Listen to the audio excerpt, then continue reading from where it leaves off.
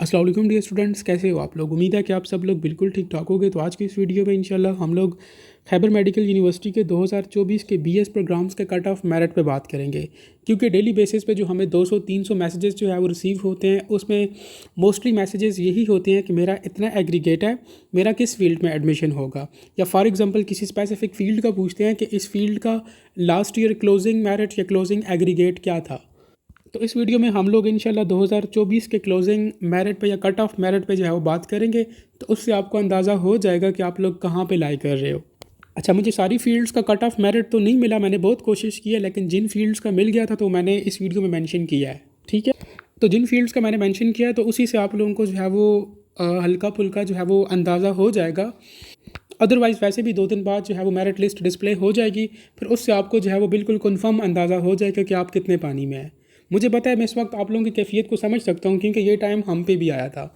ये वो स्टेज होता है जिसमें स्टूडेंट्स जो है बहुत ज़्यादा कन्फ्यूज़्ड होते हैं। उनको समझ नहीं आ रही होती कि पता नहीं हमारा क्या बनेगा, कहाँ पे एडमिशन होगा या होगा भी या नहीं होगा।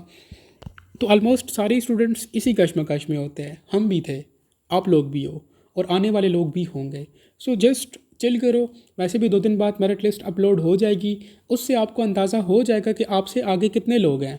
फिर उस चीज़ से हम भी आपको जो है वो कुछ ना कुछ एस्टिमेट लगा के बता सकते हैं कि हाँ जी आपका इस फील्ड में एडमिशन हो सकता है, नहीं हो सकता। क्योंकि इस स्टेज पे हम लोग भी कोई गैस नहीं लगा सकते। देखो, हमें नहीं पता कि फॉर एग्जांपल एक स्टूडेंट है, उसका 78 एग्रीगेट बन रहा है फॉर एग्जांपल। अब देखो, मुझे नहीं पता कि उससे आगे कितने लोग जो है वो लाई कर रहे हैं। कितने लोग ऐसे हैं जिन्होंने जो है वो उससे ज़्यादा मार्क्स लिए हैं टेस्ट में। कितने लोग ऐसे हैं जिनके जो है वो मैट्रिक में मार्क्स ज़्यादा हैं। कितने लोग ऐसे हैं जिनके एफएससी में मार्क्स ज़्यादा है। ये ना आपको पता है, ना मुझे पता है, ना केएमयू को पता है। सो इसलिए जो है वो आप लोग अभी इस स्टेज पे हो जहाँ पे जो है वो बिल्कुल हम लोग गैस नहीं लगा सकते, कोई चीज़ प्रोडिक्ट नहीं कर सकते। जैसे ही प्रोविजनल मेरिट लिस्ट अपलोड हो जाएगी तो उससे आपको कम से कम इतना अंदाज़ा हो जाएगा कि आपसे आगे कितने लोग हैं, आप किस पोजीशन पे जो है वो लाई कर रहे हो। अब कुछ फील्ड्स का लास्ट ईयर का मुझे क्लोजिंग एग्रीगेट इसलिए नहीं मिल सका क्योंकि 3-4 बार इंटरव्यूज़ जो है वो हुए थे। इंटरव्यूज़ के जो है वो 3-4 फेजेज़ होते हैं। पहले एक फ़ेज़ होता है, सीट्स फिल होती हैं, ठीक है। स्टूडेंट्स अपनी सीट्स कन्फर्म करके जाते हैं, लेकिन कुछ स्टूडेंट्स जो है वो फ़ीस सबमिट नहीं करते, कुछ के और मामलात होते हैं, कुछ लोगों ने केएमयू में एडमिशन नहीं करना होता, फिर वो सीट्स वैकेंट रह जाती हैं। जब वो जितनी सीट्स वैकेंट रहती हैं केएमयू दोबारा से जो है वो एडमिशन्स अनाउंस करता है, मतलब एडमिशन्स अनाउंस नहीं करता, बताता है कि हाँ जी इस प्रोग्राम में इतनी इतनी सीट्स वैकेंट हैं। वो दोबारा से इंटरव्यूज़ शेड्यूल करता है, फिर दूसरे लोग जाते हैं, फिर वो एडमिशन्स करते हैं। तो इस तरह करते करते 3-4 फेजेज़ होते हैं इंटरव्यूज़ के। तो स्टार्टिंग वाले फेजेस में केएमयू जो है वो क्लोजिंग एग्रीगेट शो करता है कि हाँ जी इस स्पेसिफिक फील्ड का इस एग्रीगेट पे जो है वो मेरिट आके क्लोज़ हुआ है। फिर जो लास्ट वाले फेजेस होते हैं उसमें केएमयू जो है वो मेरिट नहीं बताता कि हाँ जी हम लोगों ने कितने पे एंड किया है, तो इसलिए फिर हमें भी इतना खास अंदाज़ा नहीं होता। अब ये जो आगे जाकर मैंने एग्रीगेट्स लिखे हैं स्पेसिफिक फील्ड्स के, ठीक है, स्टिल इनमें कुछ कुछ फील्ड्स ऐसी थी जिनमें 12-12, 14-14 सीट्स जो है वो स्टिल वैकेंट थी। लेकिन फिर मैंने एक क्लोजिंग एग्रीगेट जो है वो मेंशन कर दिया है कि आपको थोड़ा बहुत अंदाज़ा हो जाए, थोड़ी बहुत हिंट्स मिल जाएँ। ठीक है, तो चलते हैं, देखते हैं फिर क्या सीन है। तो सबसे पहले है जी फॉर्म डी। अब फॉर्म डी की सीट्स जो है वो सिर्फ और सिर्फ पेशावर में होती हैं। ये जो क्लोजिंग एग्रीगेट मेंशन किया हुआ है 84.97, ये ओपन मेरिट का है। अब वो स्टूडेंट्स जो मुझसे क्वेश्चन करते थे कि मेरा इतना एग्रीगेट है, मेरा फॉर्म डी में एडमिशन हो सकता है, नहीं हो सकता, तो अगर आप लोगों का जो एग्रीगेट है वो 84 के नज़दीक है, इसके इर्द गिर्द है, तो आपके चांसेस हैं, अदरवाइज़ नहीं है। इसके अलावा बीएस माइक्रोबायोलॉजी और बीएस साइकोलॉजी का मेरिट इतना हाई नहीं होता। ये मैं आप लोगों के साथ ऑलरेडी ग्रुप में ये चीज़ें डिस्कस कर चुका हूँ। ठीक है, लास्ट ईयर जो है वो माइक्रोबायोलॉजी का जो है वो 69.76 पे एंड हुआ था, और क्लिनिकल साइकोलॉजी का मेरिट जो है वो पेशावर कैंपस में 67.50% पे एंड हुआ था। तो वो स्टूडेंट्स जिनके एग्रीगेट 70 से कम है, तो हो सकता है कि उनके एडमिशन्स जो है वो माइक्रोबायोलॉजी या क्लिनिकल साइकोलॉजी में जो है वो आसानी से हो जाएँ, क्योंकि इन फील्ड्स का मेरिट इतना हाई नहीं होता। इसके बाद हम लोग बात कर लेते हैं हेल्थ टेक्नोलॉजी के बारे में। अच्छा, 2 तरह के प्रोग्राम्स होते हैं, एक हेल्थ टेक्नोलॉजी है और दूसरा बीएस हेल्थ या इस तरह से कुछ। और लिटरली मुझे खुद भी जो है वो इन दोनों के डिफरेंस का नहीं पता। अगर आप लोगों में से कोई बीएस का स्टूडेंट जो कि हेल्थ टेक्नोलॉजी से हो या बीएस हेल्थ से हो, अगर आपको डिफरेंस पता है तो आप लोग कमेंट में बता दो, मैं खुद भी जो है वो वहाँ से देख लूँ। तो हेल्थ टेक्नोलॉजी का मेरिट पेशावर में हम लोग ये ओपन मेरिट की बात करेंगे। ठीक है, पेशावर में 76.10 पे एंड हुआ था, स्वाबी में 81.38 पे एंड हुआ था। लेकिन इसके बाद भी जो है वो काफ़ी ज़्यादा सीट्स स्वाबी में वैकेंट थी, तो हो सकता है कि ये मेरिट जो है वो इससे भी नीचे गया हो। ठीक है, दीरलोर में जो है वो 74.89 बैंड हुआ था, मर्दान में 71.61% बैंड हुआ था, कोहाट में 79.98 एग्रीगेट बैंड हुआ था। इसके अलावा जो है वो हेल्थ टेक्नोलॉजी में कुछ डिसेबल स्टूडेंट्स की सीट्स भी होती हैं, ठीक है। तो पेशावर में जो है वो डिसेबल स्टूडेंट्स का मेरिट हेल्थ टेक्नोलॉजी में 75.01 बैंड हुआ था, स्वाबी में 47.82 बैंड हुआ था। ये दोनों डिसेबल स्टूडेंट्स के लिए है, ठीक है। और पेशावर कैंपस में कुछ सीट्स जो है वो अफ़गानी स्टूडेंट्स के लिए जो है वो रिज़र्व की गई हैं हेल्थ टेक्नोलॉजी में, तो उनका मेरिट जो है वो 79.02% एग्रीगेट पे एंड हुआ था। नेक्स्ट हम लोग रिहेबिलिटेशन साइंसेस के कुछ प्रोग्राम्स हैं तो उनके ऊपर बात कर लेते हैं। रिहेबिलिटेशन साइंसेस में 5 प्रोग्राम्स आते हैं, एक डॉक्टर ऑफ फिज़िकल थेरेपी, और बाकी जो 4 प्रोग्राम्स हैं वो ये हैं, पहला ये है, दूसरा ये, तीसरा और चौथा, ये रिहेबिलिटेशन साइंसेस में ये प्रोग्राम्स आते हैं। तो ऑक्यूपेशनल थेरेपी का मेरिट जो है वो 72.38 बैंड हुआ था। प्रोस्थोसिस एंड आर्थ्रोसिस, अच्छा बहुत से स्टूडेंट्स को प्रोस्थोसिस और थ्रोसिस का पता ही नहीं है। प्रोस्थोसिस और थ्रोसिस वो होता है कि फॉर एग्जांपल अगर किसी बंदे का जो है वो हाथ या पाँव जो है वो सर्जिकली रिमूव कर दिया गया है या बचपन से है ही नहीं, तो उनको जो आर्टिफिशियल लिम्स लगे होते हैं, आर्टिफिशियल हाथ पाँव या इस तरह से, तो ये फील्ड उसके रिलेटेड है और इसका मेरिट 74.80 बैंड हुआ था। आर्डियोलॉजी का मेरिट 72.79 बैंड हुआ था। स्पीच एंड लैंग्वेज पैथोलॉजी में जो है वो उसका ओपन मेरिट जो है वो 71.85 बैंड हुआ था और इस फील्ड में कुछ सीट्स जो है वो अफ़गानी स्टूडेंट्स के लिए रिजर्व्ड हैं जिनका मेरिट 69.98% एग्रीगेट पे एंड हुआ था। उसके बाद BS रीनल डायलिसिस है, तो इसका ओपन मेरिट जो है वो 77.15 बैंड हुआ था और इस प्रोग्राम में कुछ सीट्स फाटा स्टूडेंट्स के लिए जो है वो रिजर्व की गई हैं, तो उनका मेरिट 79.40% एग्रीगेट पे एंड हुआ था। न्यूरोफिजियोलॉजी का जो ओपन मेरिट है वो 76.73 पे एंड हुआ था और फाटा के स्टूडेंट्स के लिए जो सीट्स रिजर्व थी न्यूरोफिजियोलॉजी के लिए उसका मेरिट 76.64 पे एंड हुआ था। लेकिन स्टिल इन प्रोग्राम में जो है वो 12 से 15 सीट्स जो है वो वैकेंट थी, तो हो सकता है कि ये सीट्स फिल होते होते ये मेरिट और नीचे गया हो, ठीक है। और ये भी क्योंकि इन दोनों फील्ड्स का मेरिट इतना हाई नहीं होता, ठीक है। हो सकता है ये 72% तक गया हो, ये 74% तक गया हो, इतना गया होगा ये नीचे, क्योंकि इसमें काफ़ी ज़्यादा सीट्स वैकेंट थी इन दोनों प्रोग्राम्स में, ठीक है। जहाँ से ये मैंने एग्रीगेट्स नोट किए हैं ना, तो वहाँ पे मेंशन था कि स्टिल इन प्रोग्राम्स में इतनी इतनी सीट्स वैकेंट हैं।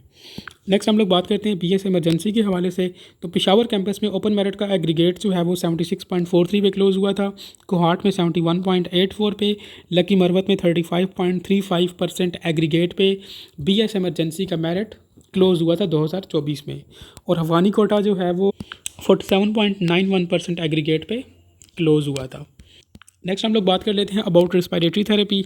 तो पेशावर कैंपस में रिस्पायरेटरी थेरेपी का मेरिट जो है वो 76.67 पे क्लोज़ हुआ था, हज़ारा कैंपस में 72.45 पे क्लोज़ हुआ था और अफ़गानी स्टूडेंट्स के लिए BS रिस्पायरेटरी थेरेपी का मेरिट जो है वो 50.48% एग्रीगेट पे क्लोज़ हुआ था। कार्डिक परफ्यूजन की अगर हम लोग बात करें तो पेशावर कैंपस में 76.85% पे क्लोज़ हुआ था, हज़ारा कैंपस में 72.30% एग्रीगेट पे क्लोज़ हुआ था और अफ़गानी स्टूडेंट्स के लिए 57.59% एग्रीगेट पे कार्डिक परफ्यूजन का मेरिट जो है वो क्लोज़ हुआ था, ठीक है। और ये जो अफ़गानी स्टूडेंट्स की सीट्स हैं ना, ये पेशावर कैंपस में है, ठीक है। नेक्स्ट हम लोग बात कर लेते हैं BS कार्डियोलॉजी। तो कार्डियोलॉजी का हज़ारा कैंपस में 80.05 पे क्लोज़ हुआ था, कोहाट में 78.97% एग्रीगेट पे क्लोज़ हुआ था, स्वाबी में 78.11 पे क्लोज़ हुआ था और पेशावर में 82.25% एग्रीगेट पे क्लोज़ हुआ था। लेकिन इन प्रोग्राम्स में भी जो है वो काफ़ी ज़्यादा सीट्स स्टिल वैकेंट थी, सो दैट्स वाई हम कह सकते हैं कि इन प्रोग्राम्स का मेरिट भी जो है वो थोड़ा और नीचे गया होगा। नेक्स्ट हम लोग बात कर लेते हैं BS मेडिकल लैब टेक्नोलॉजी। तो हज़ारा कैंपस में जो है वो 78.9 पे क्लोज़ हुआ था और मर्दान में 79.25 पे क्लोज़ हुआ था और इस प्रोग्राम में भी जो है वो काफ़ी ज़्यादा सीट्स स्टिल वैकेंट थी, तो हो सकता है कि इसका मेरिट भी जो है वो काफ़ी नीचे गया हो, 75% तक तो गया ही होगा, ठीक है। नेक्स्ट अगर हम लोग BS सर्जिकल की बात करें, मर्दान कैंपस में वो 79.23 पे क्लोज़ हुआ था, ऑप्टोमेट्री का 78.26 पे क्लोज़ हुआ था और रेडियोलॉजी का मेरिट जो है वो 84.12 पे क्लोज़ हुआ था। देखो BS प्रोग्राम्स में जो BS पैरामेडिक्स प्रोग्राम्स में जो रेडियोलॉजी, एनेस्थीसिया, कार्डियोलॉजी और इस तरह के एक दो और अच्छे प्रोग्राम्स हैं, इनका मेरिट हाई होता है, सारे कैंपसेस में हाई होता है। अगर रेडियोलॉजी का पेशावर कैंपस में जो है वो 84.12 था, तो मर्दान में स्वात में वहाँ पे भी 81, 82 या 80 प्लस ही हुआ होगा, क्योंकि इसका मेरिट हाई होता है। लेकिन अभी बहुत से और भी कैंपसेस जो है वो ओपन हुए हैं, दीर कैंपस हुआ है या बाकी और भी कैंपसेस जो है वो ओपन हुए हैं, तो देयर इज़ अ चांस कि मेरिट जो है वो थोड़ा और नीचे आए। ठीक है, नेक्स्ट हम लोग बात कर लेते हैं जी नर्सिंग के हवाले से, जो कि काफ़ी ज़्यादा स्टूडेंट्स जो है वो क्वेश्चन करते थे हमसे। तो सबसे पहले हम लोग BSN के हवाले से बात करेंगे इन पेशावर कैंपस। तो नर्सिंग का मेरिट जो है वो थोड़ा डिफरेंट होता है, मेल्स के लिए सेपरेट लिस्ट होती है, फीमेल्स के लिए सेपरेट होती है। ठीक है, 50% सीट्स जो है वो फीमेल्स के लिए होती हैं, और जो बाकी 50% सीट्स होती हैं वो ओपन मेरिट पे होती हैं, मतलब उसमें फीमेल्स की भी होते हैं नाम और मेल्स के भी होते हैं। तो पेशावर कैंपस में जो मेल का क्लोजिंग एग्रीगेट था नर्सिंग के लिए वो 87.89 था, और फीमेल्स के लिए 80.86, और नर्सिंग में जो जनरल सेल्फ फाइनेंस का मेरिट था वो 86.49 तक आया था, और इसका मेरिट वाकई में इतना है, इसमें कोई भी सीट वैकेंट नहीं रही थी। नेक्स्ट स्वात में हमारे पास नर्सिंग का मेरिट जो है वो मेल्स के लिए 87.09 पे क्लोज़ हुआ था, फीमेल्स के लिए 75.92 पे क्लोज़ हुआ था, और स्वात कैंपस में जनरल सेल्फ फाइनेंस का मेरिट जो है वो 85.64% एग्रीगेट पे क्लोज़ हुआ था। नेक्स्ट अगर हम लोग स्वाबी कैंपस की बात करें नर्सिंग के हवाले से, तो मेल्स का मेरिट जो है वो 86.94 पे क्लोज़ हुआ था, फीमेल्स का 76.51 पे क्लोज़ हुआ था, और जनरल सेल्फ फाइनेंस मेरिट जो है वो स्वाबी कैंपस में फॉर नर्सिंग वो 85.58% पे क्लोज़ हुआ था। लेकिन इस बार नर्सिंग का मेरिट भी जो है वो काफ़ी नीचे आएगा, क्योंकि नर्सिंग के 14 कैंपसेज़ हैं, 14 कैंपसेज़ हैं। तो मेरे ख्याल से तो 78, 79 या बहुत जुल्म हुआ तो 80 वालों का तो ईज़िली हो जाएगा। जिन लोगों का 80 तक भी एग्रीगेट है ना, तो उनका इस मरतबा ईज़िली हो जाएगा, क्योंकि टोटल कैंपस 14 हैं। ठीक है, और पेशावर कैंपस में जो है वो नर्सिंग की 100 सीट्स होती हैं, और पीछे जो बाकी 13 कैंपसेस बच गए, तो हर कैंपस में अभी तक के MU के जितने भी सब कैंपसेस जो कि नर्सिंग ऑफर कर रहे थे उनमें 50-50 सीट्स होती हैं। तो पीछे 13 कैंपस बच गए, सो सिंपल आप लोग 13 को मल्टीप्लाई करो 50 के साथ, तो ये 650 है। ठीक है, 650 प्लस ये वाला 100, तो 750 सीट्स। अगर सब कैंपसेस में 50-50 सीट्स भी हुई ना, तो नर्सिंग की टोटल सीट्स जो है वो 750 बनती हैं। तो मींस नर्सिंग का मेरिट काफ़ी नीचे आएगा इस बार। नेक्स्ट अगर हम लोग DPT के हवाले से बात करें, तो पेशावर कैंपस में DPT का मेरिट 81.17 पे क्लोज़ हुआ था, स्वात में 81.67 पे क्लोज़ हुआ था, स्वाबी में 78.13 पे क्लोज़ हुआ था, और मर्दान पे 78.19 में क्लोज़ हुआ था। लेकिन ये जितने भी मेरिट्स यहाँ पे मेंशन्ड हैं, तो इसके बावजूद यहाँ पे 5-5, 6-6 सीट्स स्टिल वैकेंट थी। ठीक है, तो थोड़ा बहुत इसमें जो है वो ऊपर नीचे जो है वो हो सकता है। नेक्स्ट अगर हम लोग एनेस्थीसिया की बात करें, तो पेशावर कैंपस में जो है वो 81.15 पे क्लोज़ हुआ था, हज़ारा कैंपस में 78.45 पे क्लोज़ हुआ था, कोहार्ट 78.33, मर्दान 78.92, एंड स्वाबी में जो है वो एनेस्थीसिया का मेरिट 78.58 पे क्लोज़ हुआ था। इन सब में आप लोग प्लस माइनस 2% एग्रीगेट का जो है वो ऊपर नीचे कर सकते हो। ठीक है, क्योंकि स्टिल थोड़ी बहुत सीट्स जो है वो इन कैंपसेस में इस फील्ड में वैकेंट थी। Last but not the least अगर हम लोग डेंटल की बात करें, BS डेंटल, तो पेशावर में जो है वो इसका ओपन मेरिट 82.63 पे क्लोज़ हुआ था, और सेल्फ फाइनेंस का मेरिट जो है वो 80.08 पे क्लोज़ हुआ था, और इसकी कुछ seats last year cohort campus में थी, तो कोहार्ट कैंपस में ओपन मेरिट जो है वो 78.43 पे जो है वो क्लोज़ हुआ था। तो ये वो कुछ क्लोजिंग एग्रीगेट्स थे जो कि मुझे मिले हैं। इसके अलावा जिन फील्ड्स का मैं नहीं बता सका, तो इसका मतलब यही है कि उन फील्ड्स के क्लोजिंग मेरिट्स मुझे नहीं मिले। सो लिहाजा आप लोग इन्हीं पे फ़िलहाल गुजारा करो। वैसे भी परसों जो है वो मेरिट लिस्ट अपलोड हो जानी है, तो उससे आपको जो है वो अच्छा खासा अंदाज़ा हो जाएगा कि आप लोग कितने पानी में हो। ठीक है, स्टिल कोई भी क्वेश्चन हो तो आप लोग कमेंट सेक्शन के अंदर पूछ सकते हो। Thank you.